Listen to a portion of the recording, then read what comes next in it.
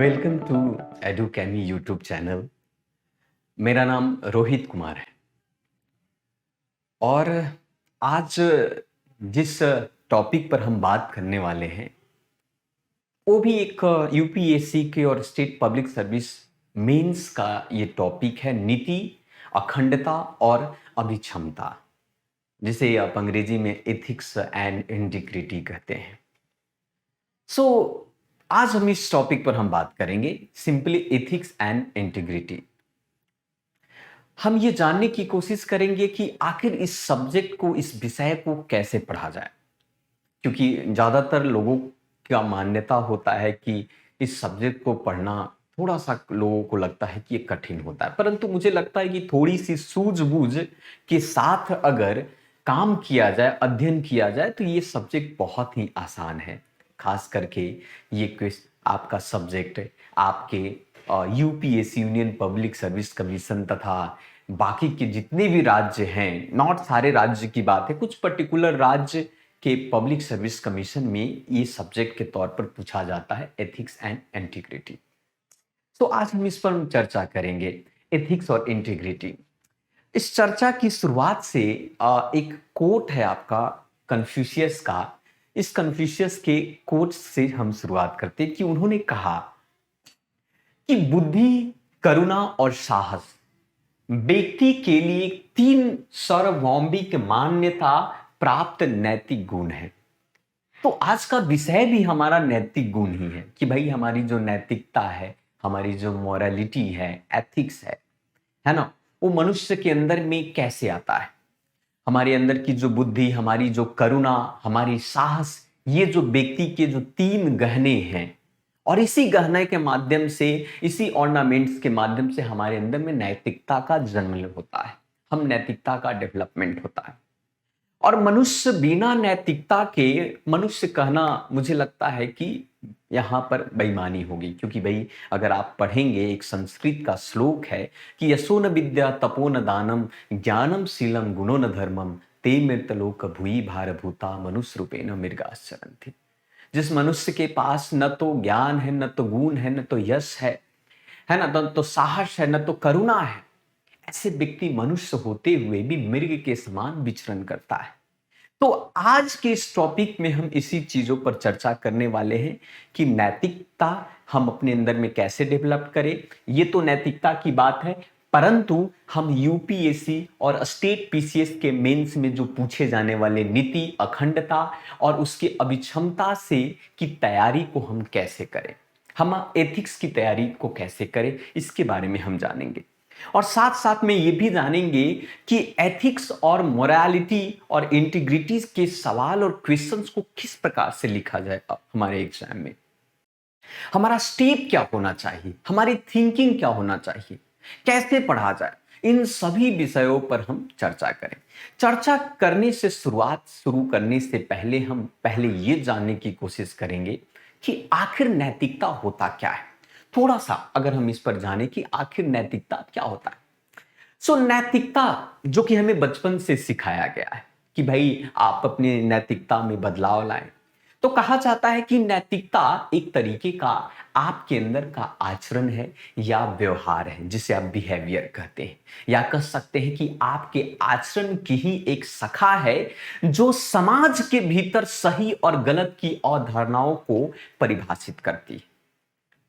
ये बात करता है नैतिकता। मतलब कह सकते हैं कि भिन्न-भिन्न समाजों के द्वारा परिभाषित नैतिकता बहुत हद तक समान है। चाहे वो किसी भी समाज की बात हो, नैतिकता का मतलब करीब-करीब सभी समाज के लिए समान रूप से होता है। यह एक अवधारणा सरल है क्योंकि प्रत्येक इंसान एक दूसरे से अलग होते हैं। इसलिए कई बार यह संघर्ष का कारण भी हो सकता है नैतिकता के मामले में। लेकिन नैतिकता चाहे किसी भी समाज के लिए एक तरीके से सही और गलत की अवधारणा को परिभाषित करने का काम करता है। यह तो बात की हम लोगों ने नैतिकता की परिभाषा का कि भाई नैतिकता वास्तविक रूप से क्या होता है। जिससे आप आम चाल की, अगर आम भाषा की बात करें, ग्रामीण क्षेत्रों की बात करें, या फिर हम अपने प्राचीन की बात करें, तो संस्कार शब्द की को तौर पर भी नैतिकता को देखा जाता है कि आपके अंदर में संस्कार हैं या नहीं है।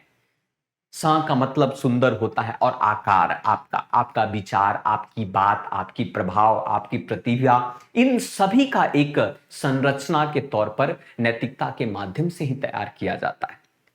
तो चलिए, ये तो नैतिकता की बात है कि इस प्रकार से हम नैतिकता के बारे में हम जानने की कोशिश करते हैं।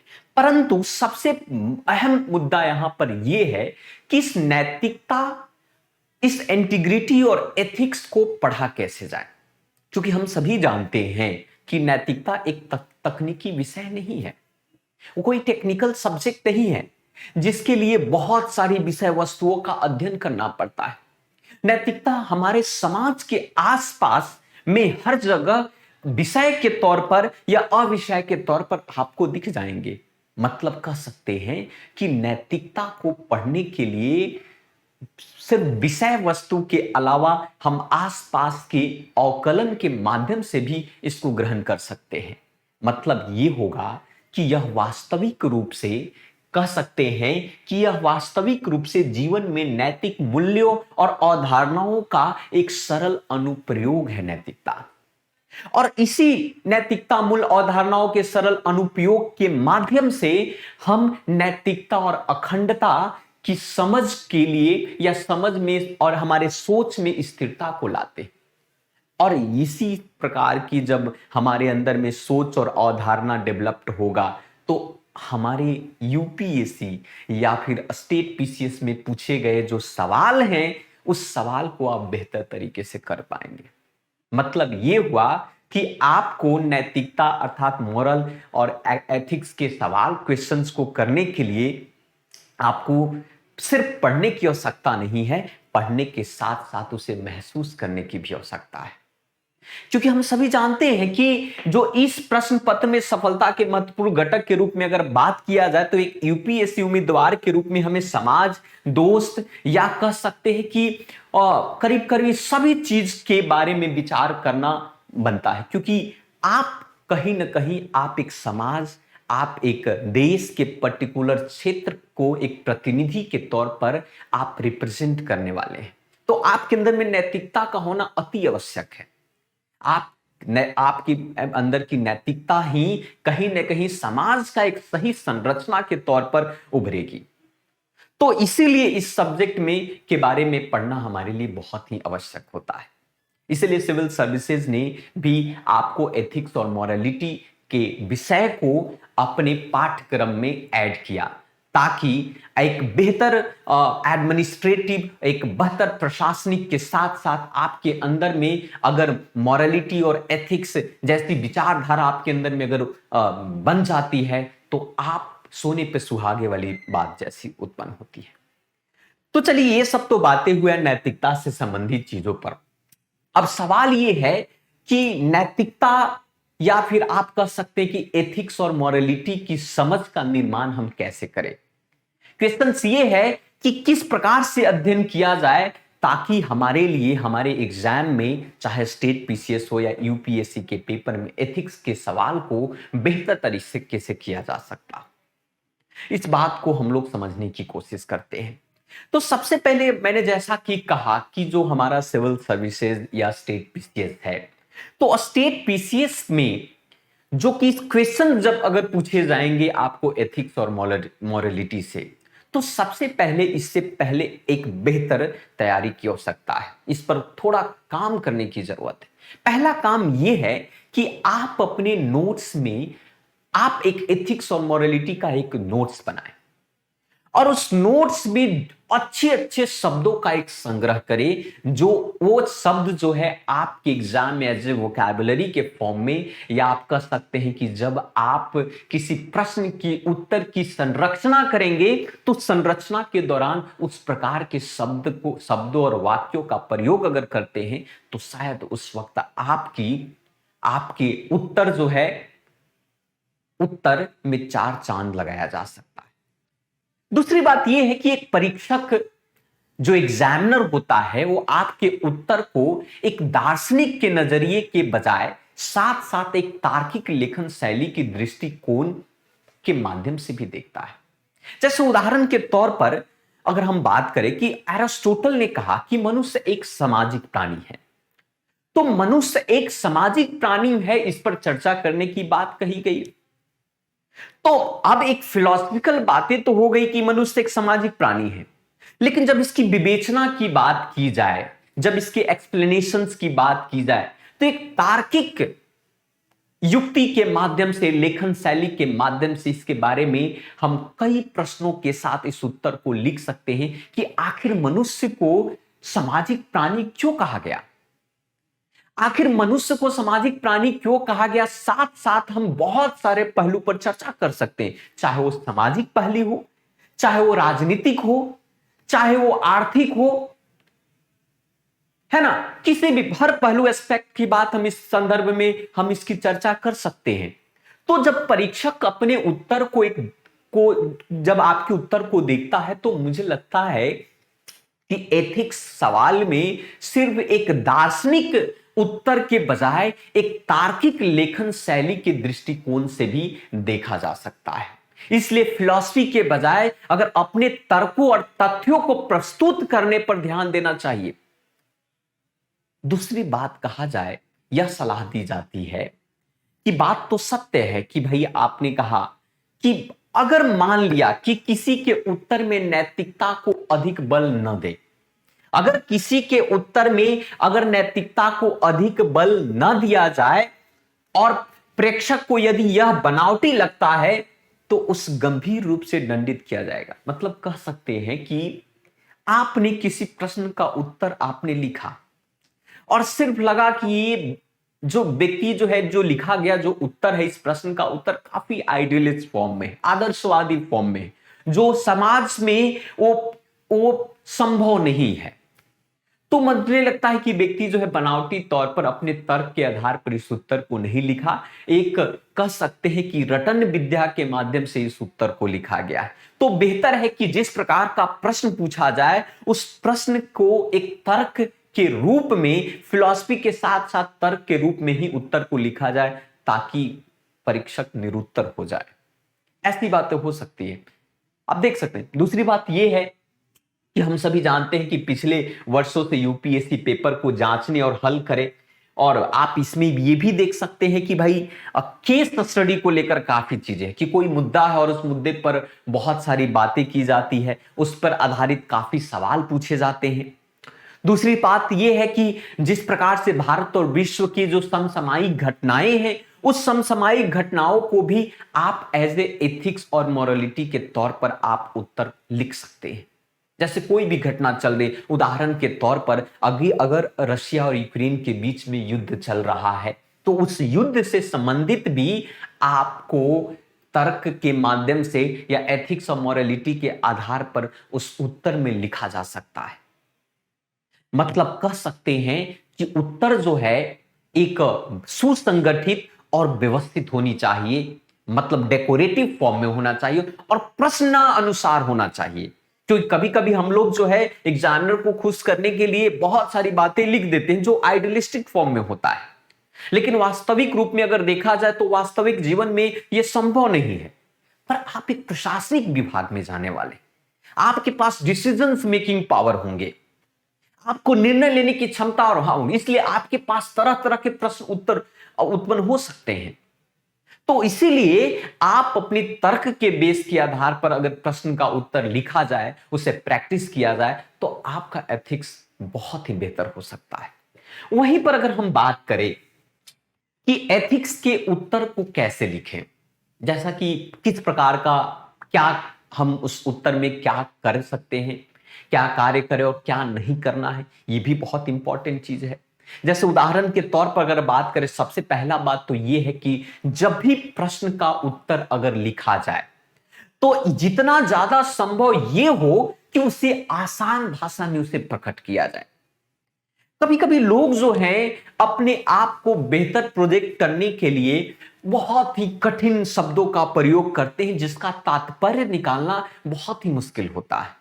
ऐसे संदर्भ में एग्जामिनर को भी लगता है कि मुझे लगता है कि उस प्रश्न का उत्तर उन्होंने प्रॉपर तरीके से नहीं दे पाए। अगर प्रश्न के उत्तर को अगर आसान भाषा में लिखा जाए, यहां हम जानेंगे भी प्रश्न पूछ के लिए कि क्या करें, आसान भाषा में लिखा जाए, तो आसान भाषा में लिखने से जो है ना, आसान भाषा में लिखा जाए तो शायद वो आपके लिए बहुत ही बेहतर होगा और आपको ज्यादा कष्ट लिखने में बहुत ज्यादा सोचने की भी आवश्यकता ना हो। तो बेहतर है कि भाई जितना संभव हो उतना आसान भाषा में लिखे। वहीं पर बात किया जाए कि आप अपने पेपर में, आप अपने प्रश्न पत्र में क्या कर सकते हैं, क्या करें और क्या ना करें।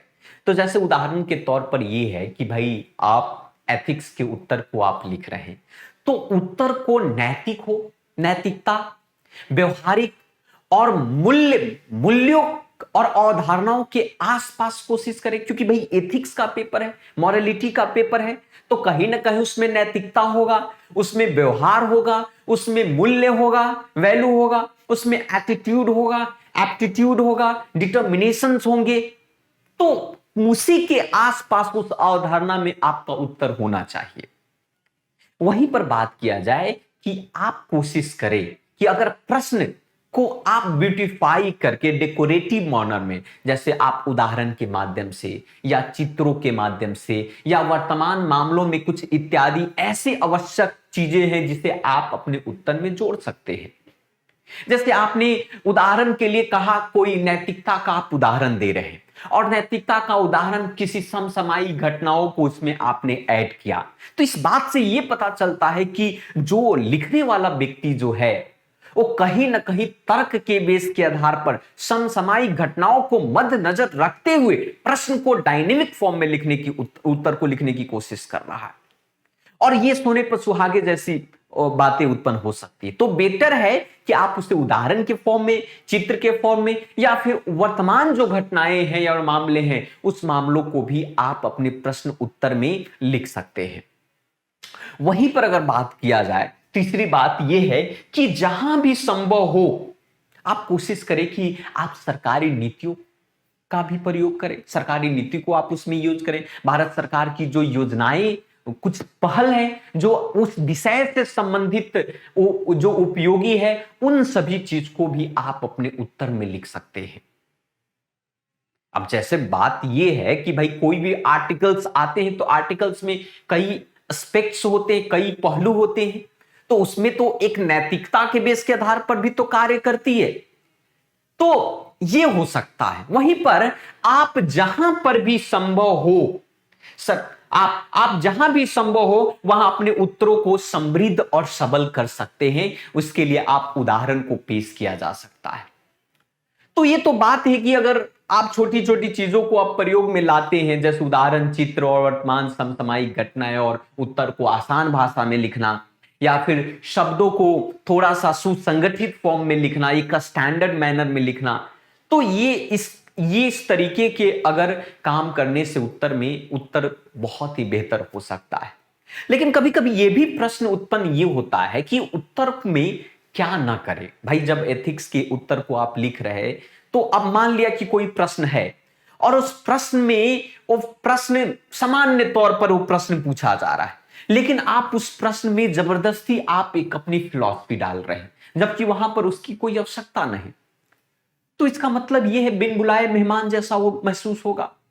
मतलब प्रश्न पूछा जा रहा है कि गाजर कैसे है, आप मूल्य के भाव को बता रहे हो, कोई मतलब नहीं है।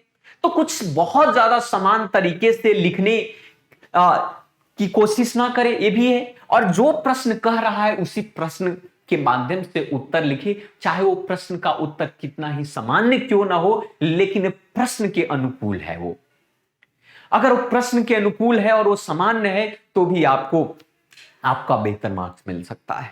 वहीं पर यदि तकनीकी भाषा, शैली या सिद्धांत या विचारों के उदाहरणों की जरूरत नहीं है, आपको कोट की जरूरत नहीं है वहां पर, लेकिन आपने अपना तरीके से कोट को डाल दिया, यथासंभव आपने उसको व्यवहारिक बना दिया, तो ऐसे में प्रश्न का जो वास्तविक मूल्य होता है वो समाप्त हो जाता है। हमें कोट का प्रयोग करना चाहिए, हमें इस एथिक्स के उत्तर को सुंदर और व्यवस्थित और बेहतर बनाने के लिए हमें लेकिन प्रश्न के मूल्य को मद्देनजर रखते हुए, ऐसा ना हो कि प्रश्न का मूल्य ही उससे खराब हो जाए। आपने प्रश्न है, बहुत ही सामान्य प्रश्न है, और आपका उत्तर उस उत्तर ने उस प्रश्न के अस्तित्व को ही समाप्त कर दिया ब्यूटिफिकेशन के तौर पर।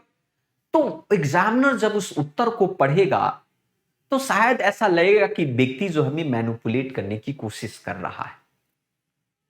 तो बेटर है कि जो सामान्य भाषा में हो। तो इस तरीके से एथिक्स के प्रश्नों का उत्तर लिखा जा सकता है। लेकिन अब हम बात करते हैं एक उदाहरण के तौर पर। सबसे पहले मैं आप देखिए कि इस प्रकार के प्रश्न आते हैं। एक मैं उदाहरण दे रहा हूं आपको। क्वेश्चन से ये कहता है कि ये क्वेश्चन कहता है कि नीति शास्त्र की परिभाषा क्या हो सकती है, इसके मूल्य तत्वों को बताएं। बहुत ही सामान्य सा क्वेश्चन है। What is the definition of the ethics and state it's basic elements. बहुत ही सामान्य बात है कि भाई पूछ रहा है कि नीति शास्त्र की परिभाषा क्या है और इसके मूल्य तत्वों की बात कर रहा है। तो भाई इस प्रश्न का उत्तर क्या हो सकता है? इस प्रश्न का उत्तर तो ये हो सकता है कि भाई आप नीति शास्त्र को परिभाषित करो सामान्य सी भाषा में। जैसा कि उत्तर में दिया गया कि भाई नीति शास्त्र शब्द की उत्पत्ति ग्रीक शब्द। आपने क्या किया, नीति शब्द को आपने विटिफाई किया कि भाई नीति शास्त्र जो है शब्द की उत्पत्ति एक ग्रीक भाषा से हुआ। ग्रीक भाषा के एथोस शब्द से नीति शास्त्र की उत्पत्ति हुई। एक हो सकता है। दूसरा, आपने इसके अंदर में यह कहा कि भाई नीति शास्त्र शब्द की जो उत्पत्ति ग्रीक शब्द के एथोस शब्द से हुआ, जिसका अर्थ है कि चरित्र, आदत, रीति रिवाज और व्यवहार, है ना, व्यवहार आदि। इसलिए नीति शास्त्र को मानवीय कार्यों के सही या गलत होने के दृष्टिकोण से व्यवस्थित अध्ययन के रूप में परिभाषित किया गया है। सामान्य सी भाषा है। अगर सरल शब्दों में कहे तो नीति शास्त्र मानव आचरण में सही या गलत क्या है इसका अध्ययन है। What is the right and what is the wrong? Simply क्या सही है और क्या गलत है इसी के बारे में बात करता है नीति शास्त्र। मतलब कह सकते हैं कि यह दर्शन शास्त्र की एक शाखा है जो नैतिक सिद्धांतों का अध्ययन करती है। इसलिए नैतिकता को नैतिक दर्शन के रूप में प्रस्तुत करती है।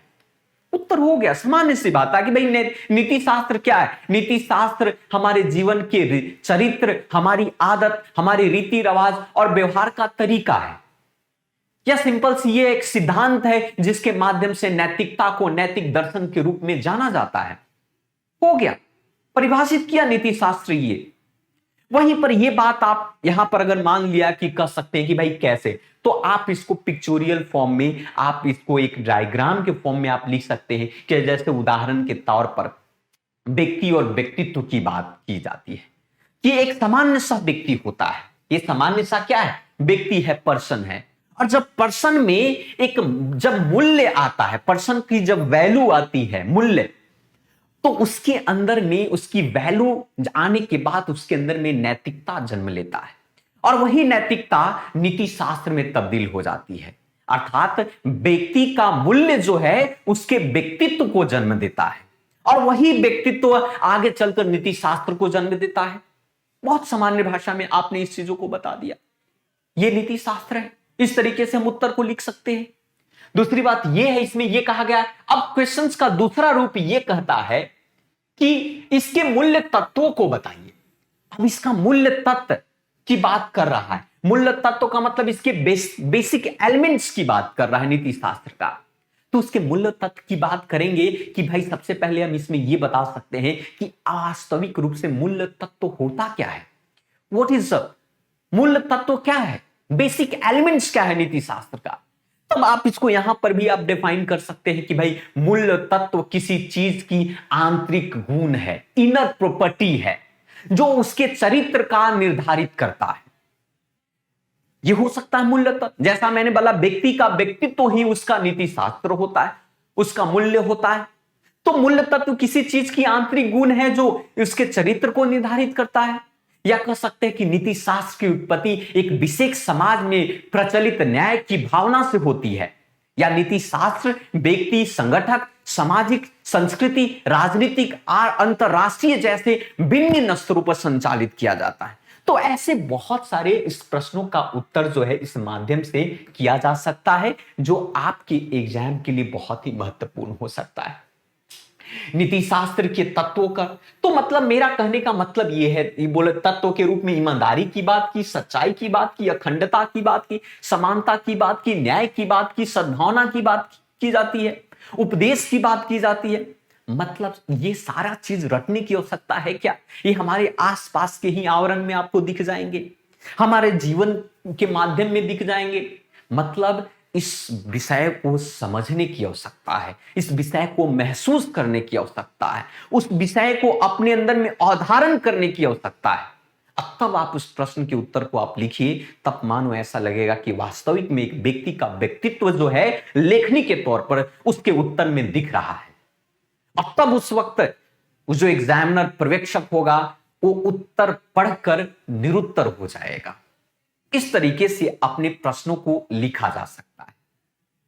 तो आज का ये हमारा सेशन था कि हम किस प्रकार से एथिक्स की तैयारी की जाए। तो आज के लिए हम इतना ही रखते हैं। नेक्स्ट वीडियोज में हम आपको एक नई सब्जेक्ट के मेथड को लेकर हम आपके सामने हाजिर होते हैं। बाकी आप इसी प्रकार के बहुत सारे वीडियोज को अगर आप चाहते हैं तो बेहतर होगा कि इसके बेल आइकन को आप दबाएं, ताकि इसकी जानकारी, आपकी सूचना आपको मिले और आप उसके सब्सक्राइब भी करें। तो इतना ही कह सकता हूं, बेल आइकन को दबाएं और नोटिफिकेशंस की जानकारी प्राप्त करें और आप नेक्स्ट वीडियो का इंतजार करें। सो आज के लिए इतना ही। थैंक यू वेरी मच, धन्यवाद। और आप एडुकेमी से जुड़े हुए रहें। Thank you.